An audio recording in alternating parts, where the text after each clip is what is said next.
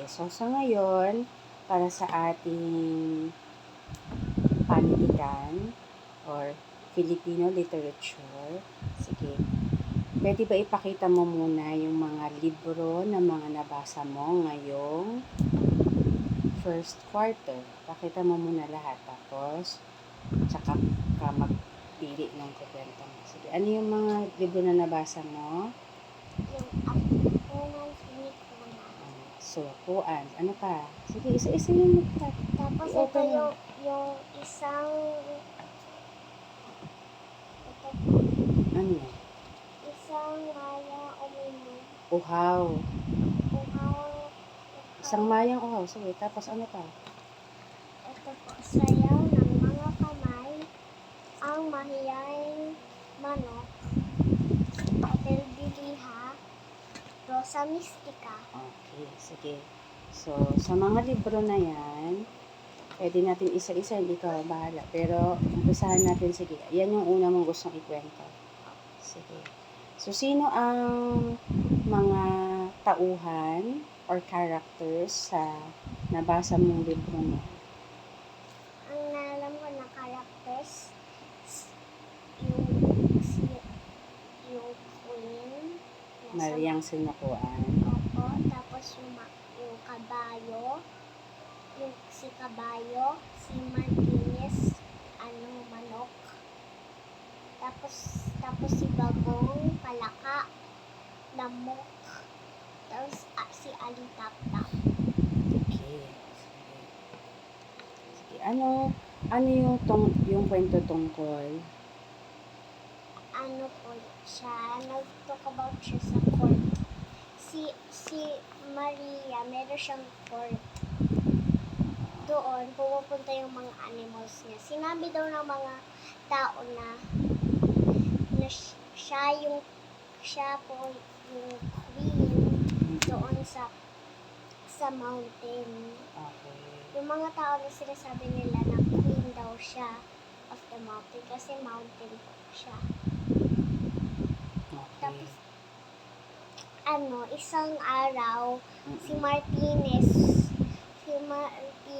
dumating sa place ni Maria. Tapos may kino-cover siya sa wings niya.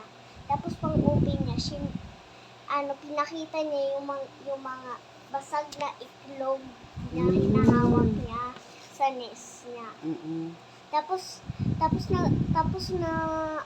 sabi ni Maria, bakit basag yung mga itlog mo? Ano nagrari?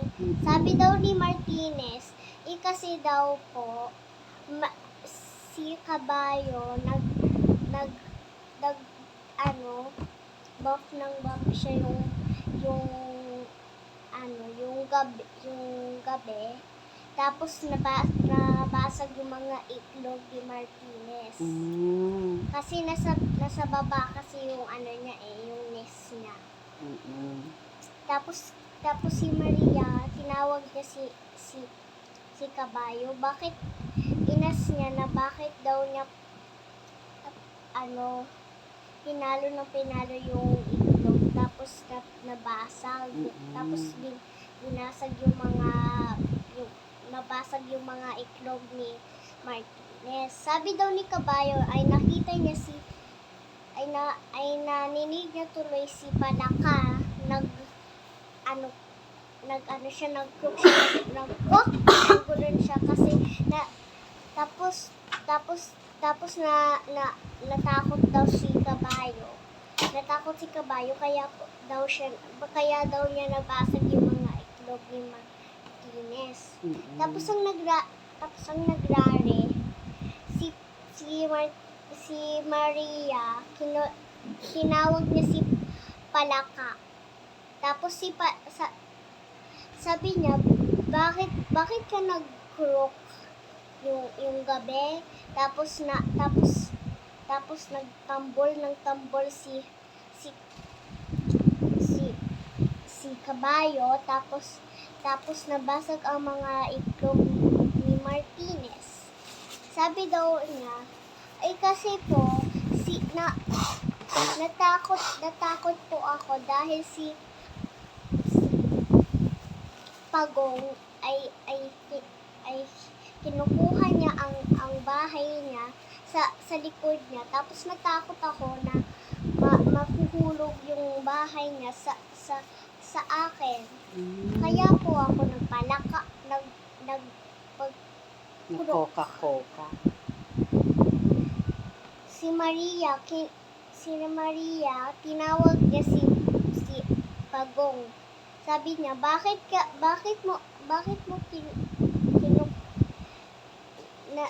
yung bahay mo nasa likod mo? Tapos natakot tuloy si Palaka. Tapos nagkulok-kulok siya. Tapos natakot si Kabayo at tumambol sa mga itlog ni Martinez at nabasag ang mga itlog. Sabi daw ni Pagong, kasi po, natakot ako tuloy na si Elitap-tap kumukuha ng mga usok. Tapos natatakot ako paano pang masunog ang bahay ko. Sabi daw ni Pagong. Tapos si Maria, tinawag niya si Alitap-tap. Sabi niya kay Alitap-tap, bakit ka kumuha ng mga usok yung gabi? Tapos at natakot si Palaka at kinuha ang bahay sa likod. Tapos natakot si Palaka at nagkurok. Tapos si Kabayo ay natakot. Tapos nagtambol sa mga, tapos nabasag ang mga itlog ni Martinez. Sabi daw ni Alitap-tap, kasi po si Lamok kumukuha ng bulo tapos natatakot ako paano pang makuha niya ako. Paano pang matusok niya na daw siya. So si Maria, tinawag niya si Lamok. Sinas ni Maria, Lamok, bakit ka kumukuha ng bulo yung gabi? Tapos natakot tuloy si Alitap-tap at kumuha ng usok. Tapos natakot si Pagong at niya, kinuha niya yung bahay niya sa likod niya. Tapos natakot si Palaka at nagkruk. Tapos si Kabayo natakot at nagtambol ng tambol. Tapos nabasag ang mga itlog ni Martinez. Sabi ni Lamok na, kasi po, takot ako daw sa crab. Natakot daw siya sa doon. Tapos sabi ni Maria, bakit ka naman takot sa crab? Sabi daw niya, kasi po, yung isang araw, pumunta ako sa kanyang bahay. Tapos yung papunta na balik dito daw. Kukuha na daw siya ng, may gagawin na daw siya. Ginunon ng yung crab, ginunon niya yung wing ni Lamok. Tapos natakot siya. So pumunta siya out. Tapos kumuha daw siya ng bulo. Tapos sinabi ni Lamok na galit. Tapos nagalit tuloy si Maria. Sabi niya na pwede mo naman ilagay dito ang crab. Tapos ako naman magsisipa sa kanya. Huh? Sisipain niya? That's Tagalog of... Siya magbibigay ng parusa. Oo, tapos... So, tapos sinabi ni Maria, sinabi niya kay Lamok na sa ano magsuspend siya ng 3 days sa jail. Kasi may ginawa siya. Tapos every night and day si Maria, minawatch na niya si Lamok. Kukuha siya ng bulo. So, natakot tuloy si Lamok na mas na naman siya. Magugulo na naman siya. So, pero nag-stop na siya na magkuha ng bulok. Tapos hinahanap niya yung kalaban niya. Sino ba yung kalaban niya? Yung kalaban niya yung crab. Tapos Yung crab, nagtatago na rin yung crab. nagtatago na siya sa ground ng hole. Tapos kala ni Lamok yung ear mo daw, kala niya yun yung hole na kung saan yung crab nag-hide. Kaya pala, pag palaging mayroong Lamok. na parang nag-bizat sa Kasi tenga. kala niya na doon yung crab. Yun pala yun. Okay. Alam ng story pala nun, no? Sa tingin mo, kung ikaw si Maria ang sinukuan, bibigyan mo rin ba ng, paparusahan mo rin ba sila mo? Ang gagawin ko lang, sasabihin ko lang siya na ibiling mo na ng yung crab na sa'yo na kalaban mo.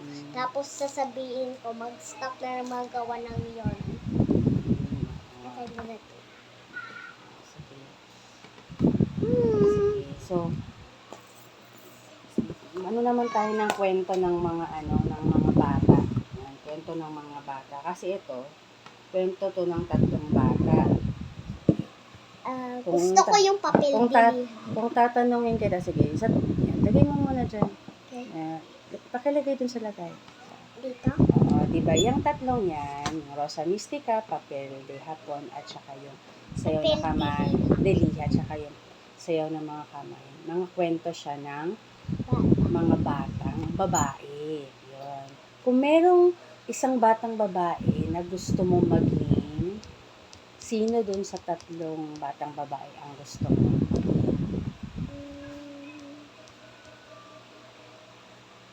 Sa papel. bilihan. Sige, bakit gusto mo maging bata dun sa papel de liha? Pakita mo yung book.